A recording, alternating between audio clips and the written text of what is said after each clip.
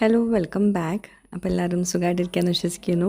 ഇന്ന് സ്കൂളില്ലാത്ത ദിവസം ആയതുകൊണ്ട് തന്നെ റൂഹി രാവിലെ തന്നെ പറയുന്നുണ്ടായിരുന്നു പപ്പനോട് സൈക്കിളൊന്ന് ശരിയാക്കി കൊടുക്കാൻ വേണ്ടിയിട്ടോ. അപ്പോൾ ഞങ്ങളെല്ലാവരും പുറത്തേക്ക് ഓരോ കാര്യത്തിനായിട്ട് ഇറങ്ങിയതാണ്. ഉമ്മ അവിടെ പുല്ലൊക്കെ എടുക്കുന്നുണ്ട്. നമ്മളിങ്ങനെ പുറത്തേക്ക് ഇറങ്ങുമ്പം ഇതിങ്ങനെ കാണുമ്പോഴേ എടുക്കാണ്ടിരിക്കാൻ തോന്നൂല. ഇടയ്ക്ക് പുല്ല് നമ്മൾ ചെടീനേക്കാൾ ഉഷാറായിട്ടാണ് പുല്ല് എടുക്ക് മുളക്കുന്നത്. അതായത് കള പറിക്കുകയാണ് കേട്ടോ. പിന്നെ സൈക്കിൾ പമ്പ് കുറേ വർഷങ്ങൾക്ക് മുമ്പ് നമ്മൾ യൂട്ടിലിറ്റിയിൽ വെച്ചതായിരുന്നു. അപ്പോൾ അതെടുത്തപ്പം അത് പൊട്ടിപ്പോയി. കുറേ നോക്കി സൈക്കിളിൽ കാറ്റ് നിറക്കാൻ വേണ്ടിയിട്ട്. ഇത് റോസുവിൻ്റെ സൈക്കിളാണ് കേട്ടോ. റൂഹിക്കാണ് ഇപ്പം ഓട്ടാനുള്ളൊരു വിധി ഉണ്ടായത്. കാരണം റോസു നമ്മളിത് വാങ്ങിച്ച പാടൻ നമ്മൾ യു എയിലോട്ട് പോയി. പിന്നെ അത് തിരിച്ച് വരുമ്പോൾ നമുക്ക് എടുക്കാനുള്ള സമയം ഉണ്ടാവില്ല. അങ്ങനെ കിടന്ന് അപ്പോൾ അതവിടെ അങ്ങനെ കിടക്കുന്നുണ്ട്. അപ്പോൾ കുറേ നോക്കി അത് പമ്പും കേടായിപ്പോയി. അങ്ങനെ പിന്നെ അതവിടെ വെച്ച് പിന്നെ നമ്മൾ കുറച്ച് മത്തനില പറിക്കാൻ വേണ്ടിയിട്ട് ഇറങ്ങിയതാണ്. ഇക്കാൻ്റെതായതുകൊണ്ട് കുറച്ച് നോക്കിയിട്ടും കണ്ടിട്ട് വേണം എടുക്കാൻ വേണ്ടിയിട്ട്. ഇക്ക ഉണ്ടാക്കിയതല്ലേ, അപ്പം സമ്മതിക്കൂല. പക്ഷെ ഇത് കേടായി പോകുന്നുണ്ട് ഒരു ഭാഗത്തുനിന്ന്. അപ്പോൾ പിന്നെ ഇക്ക പറഞ്ഞു ഒരു 10 ഇല എടുത്തോന്ന്. അങ്ങനെ അതെടുക്കാൻ വേണ്ടിയിട്ട് വന്നതാട്ടോ. അപ്പോഴാണ് ഒരു സംഭവം കണ്ടത്. അതായത് നമ്മളെ വെണ്ടയ്ക്കൊക്കെ പൂവിട്ടിട്ടുണ്ട്. അപ്പോൾ എന്താ പറയുക, മത്തനില ഇങ്ങനെ കണ്ട് നോക്കി നിൽക്കുന്ന സമയത്താണ് വെണ്ടയ്ക്കയിലെ പൂ കണ്ടത് കേട്ടോ. പൂ ഇടാൻ നിൽക്കുന്നുണ്ട്. ഞാൻ എടുത്തരാം. അത് മുറ ഞാൻ അവിടെ വെച്ച് പോകുന്നു.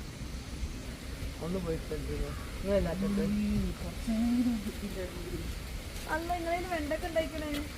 അതിലൊക്കെ മുട്ടിട്ട് നിങ്ങളോ മുട്ടാണ്.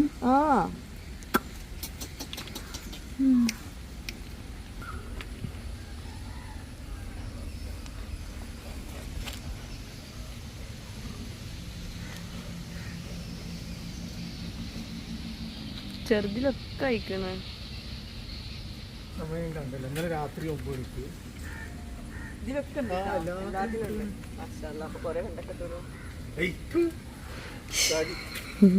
പിന്നൊരു പോലെ ഇതൊന്നും നിർത്തോ. 4 നിർത്താൻ പറ്റും. ഇത്രയും സാധനം ഉണ്ടായിട്ട് നിങ്ങൾക്ക് 4 എണ്ണം അല്ലേ?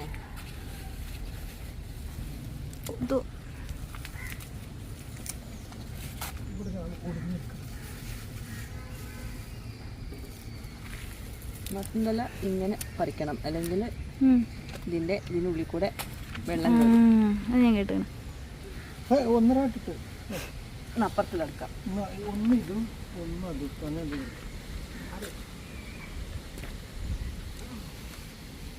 ഒക്കെ വലിച്ചത് നല്ല വലിപ്പമല്ലേ ഇലകള്?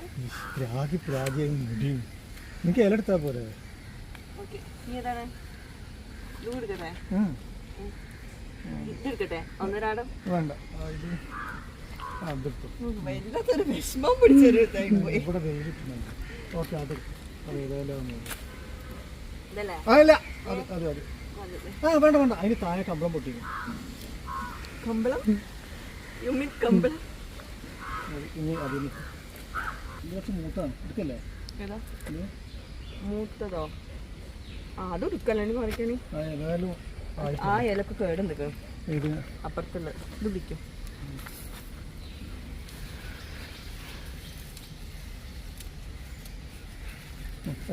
ഇതൊക്കെ കേട് നിൽക്കണം. മതി. കേടുന്നാലും അതിൽ ഇതിന് ഫോട്ടോസിന്തസിസിനൊക്കെ വേണ്ടിയത്. എണീക്ക് ഇനി അവിടെ അടുത്ത് ഇതിന് ഒരു 3 എണ്ണം എടുക്കട്ടെ? കമ്പളം പൊട്ടിക്കണം. അതെ, കമ്പളം പൊട്ടാത്ത ഇത്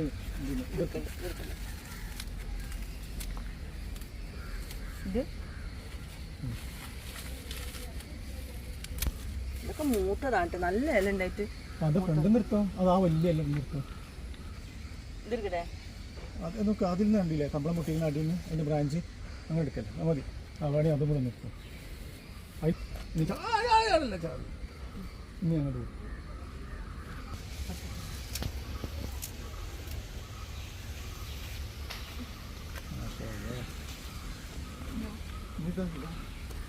ഇതിന് വേറെ സ്ഥലത്ത് അറിയാം. ഇത് മതിയാ? അതിൽ നിന്ന് നിർത്താം. വലിയ ഇല അറിയാം. ഇനി ഇതിൽ വെക്ക്. ഞാൻ അടുത്ത ഇത് കൂടി എടുക്കാം. ഇനി അതിനെ കൂടെ ഒരുമിച്ചെടുക്കണ്ടേ? വേറെ ആ തുടക്കകാലത്തുള്ള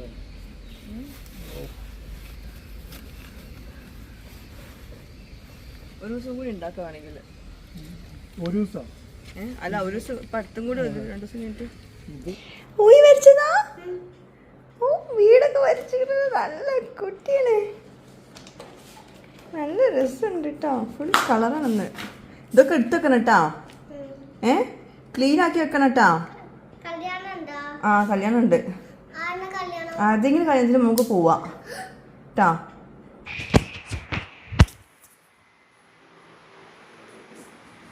റോസ് പഠിക്കാം. നമ്മൾ കഴിഞ്ഞ മാസം ഇതുപോലെ ഞാൻ റോസുൻ്റെ വീഡിയോ ഇട്ടിട്ടുണ്ടായിരുന്നു, ആൽബർട്ടോ എഡ്യൂക്കേറ്ററിൽ റോസ് പഠിക്കുന്നതിൻ്റെ. അപ്പോൾ കഴിഞ്ഞ മാസവും എല്ലാ പ്രാവശ്യവും ഞാൻ പറയുന്നതാണ് എങ്ങനെയാണ് ഇതിൽ ജോയിൻ ചെയ്യാന്നുള്ളത്. എല്ലാ പ്രാവശ്യവും നമ്മൾ ആ വീഡിയോ ഇട്ട ശേഷം അപ്പം തന്നെ എനിക്ക് മെസ്സേജ് വരും എങ്ങനെ ജോയിൻ ചെയ്യാമെന്ന് പറഞ്ഞു തരുമെന്ന്. അപ്പോൾ ആ വീഡിയോ ഞാൻ പറഞ്ഞു കൊടുക്കാറുണ്ട്. അപ്പം ഇതിലും ഇൻസ്റ്റഗ്രാമിൽ പോസ്റ്റ് ചെയ്തപ്പോഴും ഒത്തിരി ആൾക്കാർ ലിങ്ക് ചോദിച്ചിട്ടുണ്ടായിരുന്നു. എന്നിട്ട് എനിക്ക് പേഴ്സണലി മെസ്സേജ് ആക്കിയിട്ടുണ്ടായിരുന്നു എങ്ങനെയാണ് ജോയിൻ ചെയ്യാന്നുള്ളത്. അതായത് ഈ ഒരു വീഡിയോക്ക് താഴെ ഞാൻ ഇതിൻ്റെ പിൻഡ് കമൻറ്റിലും അതുപോലെ ഡിസ്ക്രിപ്ഷൻ ബോക്സിലും ഞാനൊരു ലിങ്ക് കൊടുക്കാം. ആ ലിങ്കിൽ ജസ്റ്റ് ഒന്ന് ക്ലിക്ക് ചെയ്താൽ മതി. അപ്പോൾ നിങ്ങൾ അവരുടെ വാട്സപ്പിലോട്ട് അവരുടെ അതിലോട്ട് നേരെ പോവും. അല്ല നിങ്ങൾക്ക് അങ്ങനെ വേണ്ട, അല്ലെങ്കിൽ ഇതിൽ ഞാൻ നമ്പർ കൊടുക്കാം. ആ നമ്പറിൽ ജസ്റ്റ് ഒന്ന് കയറിയിട്ട് കോൺടാക്ട് ചെയ്താൽ മതി. അവർ വിശദമായിട്ട് കാര്യങ്ങളൊക്കെ പറഞ്ഞുതരും. നമ്മൾ മക്കൾക്ക് ഇൻഡിവിജ്വൽ അറ്റൻഷൻ കൊടുക്കുമ്പോൾ മക്കൾക്ക് അതിൻ്റേതായ ഇമ്പ്രൂവ്മെൻറ്റ് ഉണ്ടാവും. അതായത് റോസിന് ഇപ്പോൾ വർഷങ്ങളായിട്ട് ആൽബർട്ടോ എഡ്യൂക്കേറ്ററിലാണ് അവളുടെ ട്യൂഷനൊക്കെ ചെയ്യുന്നത്. അതിൻ്റേതായ ചേഞ്ചസ് അവൾക്കുണ്ട്. അവൾക്കൊരു കോൺഫിഡൻസ് കൂടിയ പോലെ തോന്നുന്നു. ഞാൻ പറയാറില്ലേ, മുമ്പൊക്കെ ഇങ്ങനെ സ്കൂളിൽ പോകാൻ തന്നെ മടിയായിരുന്നു. ഇപ്പം ഭയങ്കര കോൺഫിഡൻസ് ആയി. കാരണം നമുക്കെല്ലാവർക്കും അറിയാമോ, ഇന്നിപ്പോൾ ഒരുപാട് ഇങ്ങനത്തെ പ്ലാറ്റ്ഫോംസ് ഉണ്ട്. അതിൽ നിന്നും ആൽബർട്ടോ എഡ്യൂക്കേറ്റർ വ്യത്യസ്തമാകുന്നത് അതിലെ ടീച്ചേഴ്സാണ്. ടീച്ചേഴ്സ് ഭയങ്കര ഫ്രണ്ട്ലി ആണ്. നമ്മൾ മക്കൾക്ക് ഇങ്ങനെ ഇൻഡിവിജ്വൽ അറ്റൻഷൻ കൊടുക്കുമ്പോഴും അവർ അക്കാഡമിക് വൈസും അവരെ പ്രൊമോട്ട് ചെയ്യും. അതിൻ്റെ കൂടെ തന്നെ അവരുടെ ഹോംവർക്സും കാര്യങ്ങളൊക്കെ ചെയ്തിരുന്ന ഒരു ഫ്രണ്ട്ലി റിലേഷനാണ് ടീച്ചേഴ്സും മക്കളും തമ്മിൽ. അപ്പോൾ അതുകൊണ്ട് തന്നെ നമുക്ക് അങ്ങനത്തെ കാര്യങ്ങളിലൊന്നും ടെൻഷൻ വേണ്ട. ഹോംവർക്സ് ചെയ്തോ അങ്ങനത്തെ കാര്യങ്ങളും പേഴ്സണലി കാര്യങ്ങളൊക്കെ ചോദിച്ചറിഞ്ഞ് അവർ ഒരു ഫ്രണ്ട്ഷിപ്പ് കീപ്പ് ചെയ്തുകൊണ്ടാണ് ടീച്ചേഴ്സ് കൊണ്ടുനടക്കുന്നത്. അപ്പം ടീച്ചേഴ്സിൻ്റെ കാര്യത്തിൽ പറയുകയാണെങ്കിൽ ബെസ്റ്റാണ് ആൽബർട്ടോ എഡ്യൂക്കേറ്ററിൽ. അതുപോലെ തന്നെ അക്കാഡമിക് വൈസ് മക്കൾ ഇമ്പ്രൂവ് ചെയ്യാനും അതുപോലെ തന്നെ അവരെ ഒന്നുകൂടെ സ്മാർട്ട് ആവാനൊക്കെ ഇതുപോലെ ഇൻഡിവിജ്വൽ അറ്റൻഷൻ ബെസ്റ്റാണ് കേട്ടോ. അപ്പോൾ നിങ്ങൾക്ക് ഇനി എന്തെങ്കിലും ഡൗട്ട്സ് ഉണ്ടെങ്കിൽ ഇതിൽ ഞാൻ നമ്പർ കൊടുക്കുന്നുണ്ട്. ആ നമ്പറിൽ കോൺടാക്റ്റ് ചെയ്യാം. പിന്നെ റോസിൻ്റെ കാര്യം ഞാൻ പിന്നെ പറയണ്ടല്ലോ, എല്ലാ പ്രാവശ്യം പറയുന്നത് തന്നെയാണ് അവളെ എത്രത്തോളം ഇമ്പ്രൂവ് ആയിട്ടുണ്ട് എന്നുള്ളത്. ഓക്കെ, അപ്പം ഇനി എന്തെങ്കിലും ഡൗട്ട്സ് ഉണ്ടാവില്ല എന്ന് വിചാരിക്കണു. കാരണം എല്ലാ പ്രാവശ്യവും ഞാൻ വീഡിയോ ചെയ്യുമ്പോൾ പറയുന്നത് തന്നെയാണ്. എന്താ പറയുക, എന്തെങ്കിലും ഡൗട്ട്സ് ഉണ്ടെങ്കിൽ നിങ്ങൾക്ക് ഇതിൽ നമ്പറുണ്ട്, ആ നമ്പറിൽ കോൺടാക്ട് ചെയ്തോളൂ. നമ്പർ ഞാൻ പിന്ന് കമൻറ്റായിട്ട് കൊടുക്കാം കേട്ടോ. അപ്പോൾ നിങ്ങളൊരു ഇൻഡിവിജ്വൽ അറ്റൻഷൻ നോക്കുന്നുണ്ടെങ്കിൽ തീർച്ചയായിട്ടും നിങ്ങൾ ആൽബർട്ടോ എഡ്യൂക്കേറ്ററിൽ ജസ്റ്റ് ഒന്ന് ആ ഒരു നമ്പറിലൊന്ന് കോൺടാക്ട് ചെയ്ത് നോക്കൂ. നിങ്ങൾക്ക് ഇഷ്ടപ്പെട്ടെങ്കിൽ മാത്രം ജോയിൻ ചെയ്താൽ മതി. എന്തായാലും നിങ്ങൾ കോൺടാക്ട് ചെയ്ത് നോക്കൂ കേട്ടോ. അപ്പോൾ നിങ്ങൾക്ക് മനസ്സിലാവും എത്രത്തോളം നല്ലതാണെന്നുള്ളത് കേട്ടോ. ഇനി നമ്മൾ ഈ ഒരു വീഡിയോ ഉണ്ടല്ലോ, ഇത് സ്കൂൾ അടക്കുന്ന വീക്കെൻഡിന് തൊട്ട് മുമ്പത്തെ ദിവസത്തെ കേട്ടോ. അതായത് വെള്ളിയാഴ്ച ദിവസം ഉച്ചയ്ക്ക് ഉണ്ടാക്കിയ ലഞ്ചിൻ്റെയൊക്കെയാണ് ഇതിൽ കൂട്ടിച്ചേർക്കുന്നത്. കാരണം ഒരു ദിവസം കണ്ടിന്യൂസ് ആയിട്ട് രാവിലെയും ഉച്ചയ്ക്കും വൈകുന്നേരം കണ്ടിന്യൂസ് ആയിട്ട് വീഡിയോ എടുക്കാൻ എങ്ങനെയാലും പോസിബിൾ ആവുന്നില്ല. അപ്പോൾ നമുക്കൊരു ഡേ ഇൻ മൈ ലൈഫ് പോലെ കണ്ടിന്യൂസ് ആയിട്ട് കിട്ടണമെന്നെങ്കിൽ 2 ദിവസത്തെ വീഡിയോസ് വേണ്ടി വരും. മിക്ക ആൾക്കാരും അങ്ങനെ തന്നെയാണ് ചെയ്യാറ്. കാരണം കണ്ടിന്യൂസ് ആയിട്ട് വീഡിയോ എടുക്കുന്നത് പോസിബിൾ ആവില്ല. എനിക്ക് ഒരാൾ വീഡിയോ എടുക്കാൻ ഉണ്ടായിട്ട് പോലും പറ്റുന്നില്ല. അപ്പോൾ ചോറുണ്ടാക്കാൻ വേണ്ടി കിച്ചണിലോട്ട് ഇറങ്ങുന്ന സമയത്താണ് കുറേ ദിവസമായി ഈ മല്ലി, മുളക്, മഞ്ഞളൊക്കെ കഴിഞ്ഞിരിക്കുന്നത്. അതായത് മെയിൻ ബോക്സിലല്ല, ഞാൻ ഇങ്ങനൊരു പാത്രത്തിൽ, അതായത് സ്പൈസ് ബോക്സ് എല്ലാം കൂടി മിക്സ്ഡ് ആയിട്ടുള്ളൊരു പാത്രത്തിലാണ് ഇത് സെറ്റാക്കി വെക്കൽ. അതെന്തിനാണെന്ന് വെച്ചിട്ടുണ്ടെങ്കിൽ എനിക്ക് വീഡിയോ എടുക്കുമ്പോൾ എളുപ്പത്തിന് വേണ്ടിയിട്ടാണ്. ഇതെനിക്ക് ഭയങ്കര കംഫർട്ടബിളായിട്ട് തോന്നി. ഓരോ ബോക്സും തുറക്കണ്ടല്ലോ ഇങ്ങനെ ഒറ്റതിൽ. അപ്പോൾ ഞാൻ മല്ലി ഒരു 3 പാത്രത്തിൽ, മുളക് ഒരു 3 പാത്രത്തിൽ, പിന്നെ മഞ്ഞൾപ്പൊടി 1 അങ്ങനെയാണ് വെക്കുന്നത്. പിന്നെ നമുക്ക് ഒരൊറ്റ ബോക്സ് തുറന്നാൽ മതിയല്ലോ എല്ലാത്തിനും കൂടി. അപ്പോൾ ഇതിങ്ങനെ നിറച്ച് വെച്ചാൽ കുറച്ച് ദിവസത്തിന് എനിക്കൊരു ആശ്വാസമാവും. മസാല തേക്കാനും കറി ഉണ്ടാക്കാനും എല്ലാത്തിനും കൂടി അങ്ങനെ. അപ്പോൾ അത് ഫില്ല് ചെയ്യുന്ന പണിയാണ്. അത് അത്യാവശ്യം പണി തന്നെയാണ്, ചെറിയ പണിയൊന്നുമല്ല. അതൊക്കെ പണ്ട് UAE സമയത്ത് ഇതൊക്കെ മാലിയായിരുന്നു എനിക്ക് ചെയ്തു തന്നിട്ടുണ്ടായിരുന്നു കേട്ടോ. ഒന്നും അറിയേണ്ടിണ്ടായിരുന്നില്ലേന്ന് വന്ന്. പിന്നെ ഇന്ന് തേങ്ങ അരച്ച് മീൻ കറി ഉണ്ടാക്കുന്നത്. അപ്പോൾ അതിലോട്ട് തേങ്ങ, ചെറിയ ഉള്ളി, വലിയ ജീരകമൊക്കെ കൂടി ഒന്ന് ചതച്ചെടുക്കണം. ചതക്കല്ല, നല്ല പേസ്റ്റ് പരുത്തിൽ അരച്ചെടുക്കണം കേട്ടോ. എന്നാലേ കറി ടേസ്റ്റ് ഉണ്ടാവുള്ളൂ കേട്ടോ. ജസ്റ്റ് ഒന്ന് ക്രഷ് ചെയ്തിട്ട് കാര്യമില്ല, നല്ലോണം മഷി പോലെ അരച്ചെടുത്താലേ കറി നന്നാവുള്ളൂ. പിന്നെ പ്രത്യേകിച്ച് മാന്തളൊക്കെ ഇതുപോലെ കറി വയ്ക്കുമ്പോൾ നല്ല ടേസ്റ്റാണ്.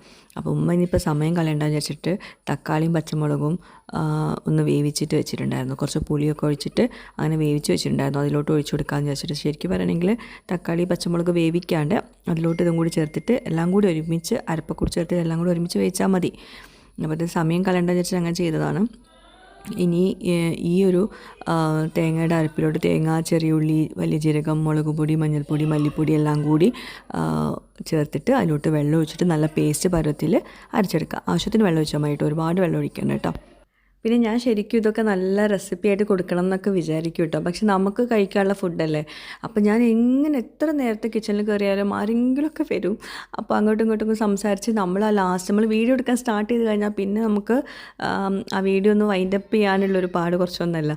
അപ്പോൾ പിന്നെ അങ്ങനെ കലപ്പിലായിട്ട് അങ്ങനെ ഈ ഒരു രീതിയിൽ എത്തിയിട്ടുണ്ട്. അപ്പോൾ ഇന്ന് തേങ്ങ അരച്ച മീൻ കറിയും പിന്നെ മാന്തൾ ഫ്രൈ ആക്കിയതുമാണ് കേട്ടോ. മാന്തൾ ഫ്രൈ ആക്കിയത് ഇങ്ങനെയല്ല കേട്ടോ മസാല തേക്കേണ്ടത്. ഇങ്ങനെ മസാല തേച്ച് കഴിഞ്ഞിട്ടുണ്ടെങ്കിൽ മാന്തൾ നന്നായിട്ട് മസാല പിടിക്കില്ല. ഞാൻ ഫസ്റ്റ് ടൈം അങ്ങനെ തേക്കുന്നത്, നേരില്ലാത്തതുകൊണ്ട് തേച്ചതാണ്.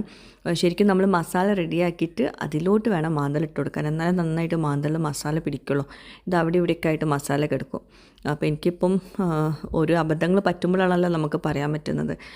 ഇനിയിപ്പോൾ ഏത് മീനാണെങ്കിലും നമ്മൾ മസാല ഒന്ന് റെഡിയാക്കി നന്നായിട്ട് കുഴമ്പ് പരുവത്തിലാക്കിയിട്ട് അതിലോട്ട് മീൻ ഇട്ട് കൊടുക്കുമ്പോഴാണ് ആ ഒരു മസാലയ്ക്ക് ടേസ്റ്റ് ഉണ്ടാവുള്ളൂ. അപ്പോൾ നമ്മൾ തക്കാളി പച്ചമുളക് വേവിച്ചെന്ന് പറഞ്ഞില്ലേ, അതിലോട്ട് ഈ അരപ്പ് ചേർത്ത് കൊടുക്കുക. കുറച്ചുകൂടി വെള്ളം ഒഴിക്കട്ടെ, ഒരുപാട് വെള്ളം ഒഴിക്കണ്ട. ഇനി ഇതൊന്ന് തിളയ്ക്കണം. ആ ഒരു പച്ചച്ചോവ ഉണ്ടല്ലോ ഈ അരപ്പിൻ്റെ, അതൊന്ന് മാറിയിട്ട് വേണം നമുക്ക് മീനിട്ട് കൊടുക്കാൻ കേട്ടോ. മാന്തളായതുകൊണ്ട് ഒരു 5 മിനിറ്റൊക്കെ തിളച്ചാൽ മതി, അപ്പോൾ തന്നെ റെഡിയാവും. പിന്നെ വെണ്ടയ്ക്ക ഫ്രൈ ആക്കി വെച്ചിട്ടുണ്ടായിരുന്നു. ഈ മീൻ കറിയൊക്കെ ഉണ്ടാകുമ്പോഴേ വെണ്ടയ്ക്ക ഫ്രൈ ഉണ്ടല്ലോ ഇങ്ങനെ മുരർപ്പിച്ചെടുത്തിട്ടുള്ളത്, അത് ഭയങ്കര ടേസ്റ്റാണ്. ഇനി മീൻ ഫ്രൈ ആക്കണം, മാന്തൾ ഫ്രൈ ആക്കാണ്ടല്ലോ.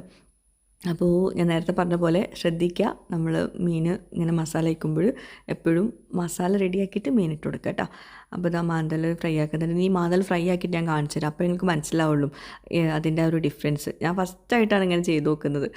അത് തിരക്ക് പിടിച്ചപ്പോൾ അതിലേക്ക് ഇനി വേറെ പാത്രം എടുക്കണ്ടല്ലോ എന്ന് വിചാരിച്ചിട്ടാണ്. അപ്പോൾ നമുക്ക് ചെറിയ ചെറിയ മിസ്റ്റേക്സൊക്കെ വരുമ്പോഴാണ് നമ്മൾ ഓരോന്ന് പഠിക്കൽ. അപ്പോൾ ഇതാ കറി നന്നായിട്ട് തിളയ്ക്കുന്ന കറിയുടെ കളർ ഇപ്പോൾ കാണുമ്പോൾ ഒരു മഞ്ഞ കളറല്ലേ, ശരിക്കും ഇതൊരു ഓറഞ്ച് കളറല്ല വേണ്ടത്. അപ്പം നമുക്കധികം എരിവ് പറ്റൂല. അപ്പം നമ്മളെന്താ ചെയ്യുന്നറിയോ, ഇങ്ങനെ കറി ആക്കിയിട്ട് ലാസ്റ്റ് വറവിട്ട് കൊടുക്കുന്ന സമയത്ത് അതിലോട്ട് കുറച്ച് മുളക് പൊടി ഇട്ടിട്ട് വറവിട്ട് കൊടുക്കും. അപ്പോൾ കറിയുടെ കളർ നല്ല ഓറഞ്ച് റെഡ് കളറായിരിക്കും കേട്ടോ. അപ്പോൾ മീനിട്ട് കൊടുത്തിട്ടുണ്ട്. കറി ഒന്ന് ടേസ്റ്റ് നോക്കുക.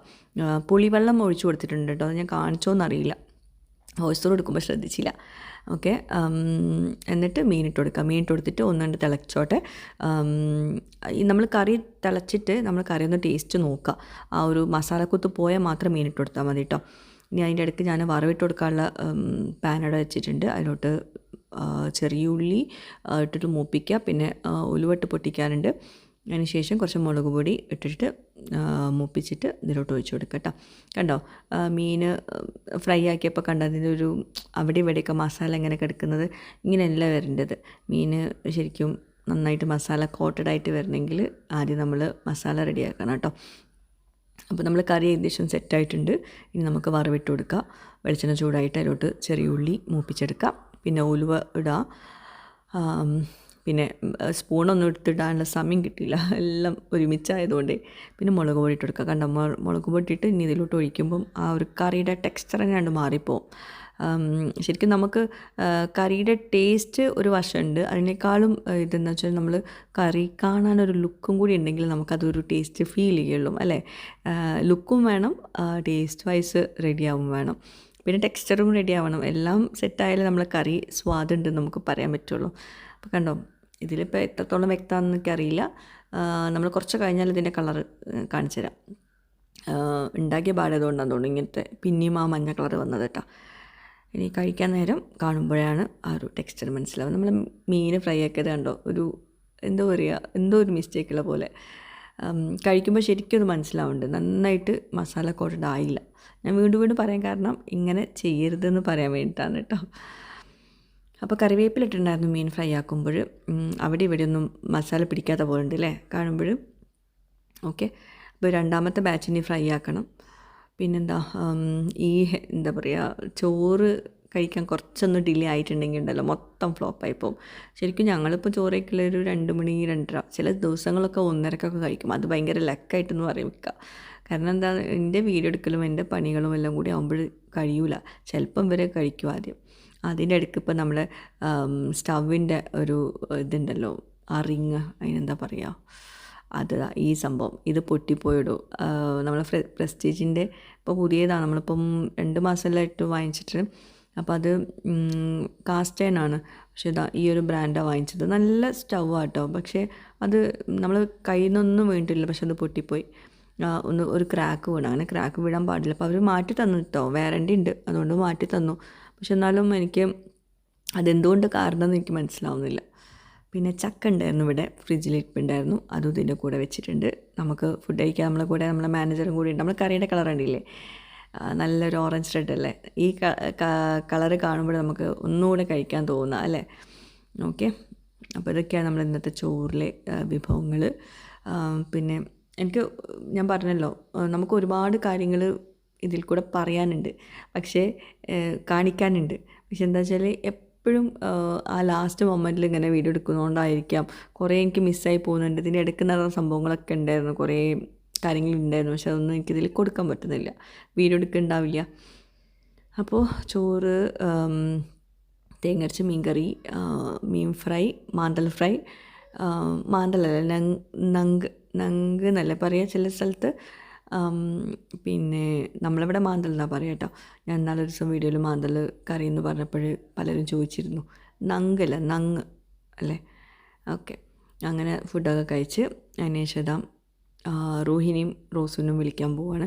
സാധാരണ അവർ വരലാണ്, ചിലപ്പോൾ ഇക്ക പോവും, നേരം വൈകിയാൽ അവരിങ്ങോട്ട് വരും കേട്ടോ അങ്ങനെ. പക്ഷെ ഇന്ന് നല്ല മഴ ഉണ്ടായിരുന്നു, രണ്ടുപേരും കുട എടുത്തിട്ടില്ല. അപ്പോൾ അതുകൊണ്ട് പിന്നെ കുടയിട്ട് പോകാൻ ഇറങ്ങിയതാണ്. കുറച്ച് നേരത്തെ പോയാലേ ചിലപ്പം അവിടെ എത്തുള്ളൂ, അല്ലെങ്കിൽ ചിലപ്പോൾ അവർ ആ മഴയത്ത് ഓടി വരും. അപ്പോൾ കണ്ടോ, നല്ല ഇരുട്ട് മൂടിയ ദിവസമായിരുന്നു അന്ന്, വെള്ളിയാഴ്ചയായിരുന്നു കേട്ടോ ഈ ഒരു ദിവസം.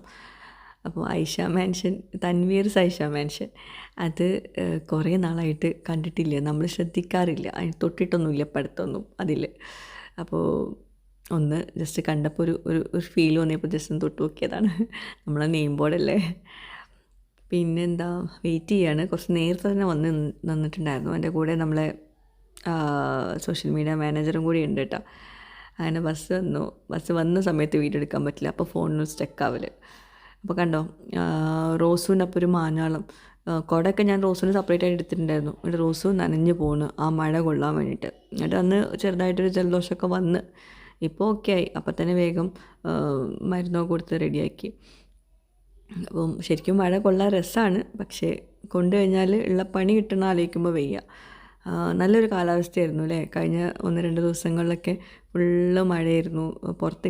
പുറത്ത് പോകാനും തോന്നില്ല, എന്നാലും വീട്ടിലിരിക്കാനും തോന്നില്ല, അങ്ങനത്തെ ഒരു ഫീലായിരുന്നു അല്ലേ. ഞങ്ങൾ കുറേ പുറത്തൊക്കെ ഇറങ്ങണം എന്ന് വിചാരിക്കും, പിന്നെ അങ്ങോട്ട് ഉള്ളിൽ തന്നെ കയറും, മതി ഇനി പുറത്ത് പോയത്, വീട്ടിൽ തന്നെ ഇരിക്കാമെന്ന്. നമുക്ക് വിശപ്പൊക്കെ കുറച്ച് കൂടും ഈ മഴ സമയത്തല്ലേ. ഞാൻ റോഹിത കുടയും പിടിച്ചിട്ട് പപ്പ എവിടെയെന്നൊക്കെ ചോദിച്ചപ്പോൾ പപ്പയുടെ വെയിറ്റ് ചെയ്യുന്നുണ്ടായിരുന്നു. ഇന്നിപ്പോൾ ഞാൻ വീഡിയോ എടുക്കാൻ പോവാമെന്ന് പറഞ്ഞിട്ട് ഞാൻ ഇറങ്ങിയതാട്ടോ, അല്ലെങ്കിൽ ഞാൻ പോവില്ല. ഒന്നെങ്കിൽ ഇക്ക പോവും, അല്ലെങ്കിൽ അവരിങ്ങോട്ട് വരും അങ്ങനെ.